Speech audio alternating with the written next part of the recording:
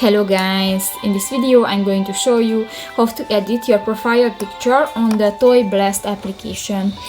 But first of all, I just want to mention, please don't forget to subscribe to our channel, because at 100,000 subscribers we are going to show you our YouTube revenue statistics and growth strategy, how to make money online.